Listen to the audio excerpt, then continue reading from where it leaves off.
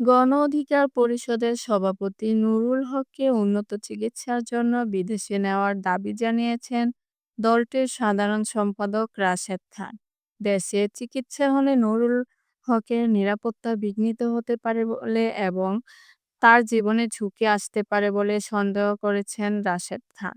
আজ রোববার বেলা ১টার দিকে ঢাকা মেডিকেল কলেজ হাসপাতালের জরুরি বিভাগের সামনে এক সংবাদ সম্মেলনে এসব দাবি জানিয়েছেন রাশেদ খান।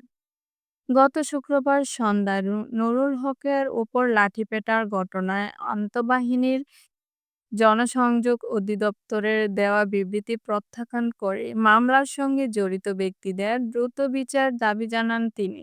রাশেদ খান বলেন, নুরুল হক এখনো কাতরাচ্ছেন। তিনি বলেন, আমরা সন্দেহ করছি বাংলাদেশে তার যে ধরনের চিকিৎসা দরকার সেটা সম্ভব নয়। যেহেতু হাসিনার আমলে নুরুল হক ২২ বার মামলার শিকার হয়েছেন, তার পুরো দেহ ক্ষত বিক্ষত। সুতরাং এই মুহূর্তে তার উন্নত চিকিৎসার জন্য আমরা মনে করি সিঙ্গাপুর অথবা ইউকেতে নিতে হবে।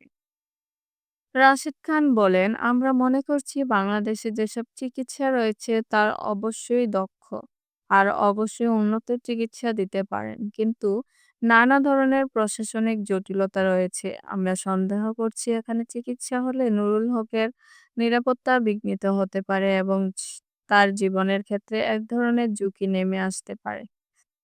বিভিন্ন সময়ে এ ধরনের ঘটনা ঘটেছে যে ইনজেকশন পুশ করে একজন জাতীয় ও জনপ্রিয় নেতাকে মেরে ফেলা হয়েছে। রাশেদ খান বলেন, গতকাল সরকারের পক্ষ থেকে নুরুল হককে উন্নত চিকিৎসার জন্য দেশের বাইরে নেওয়া হবে বলে ঘোষণা দেওয়া হয়েছে। তিনি আরো বলেন, আজকে নুরুল হককে উন্নত চিকিৎসার জন্য দেশের বাইরে নেওয়া নেওয়া হবে বলে জানিয়েছেন রাষ্ট্রপতি। সরকারের কাছে তদন্ত কমিটি গঠন করার আহ্বান জানান রাশেদ খান। সরকার বিচার বিভাগীয় তদন্ত কমিটি গঠন করবে বলেও সেটি করবে কি না তা নিয়ে সন্দেহ রয়েছে বলে জানান তিনি।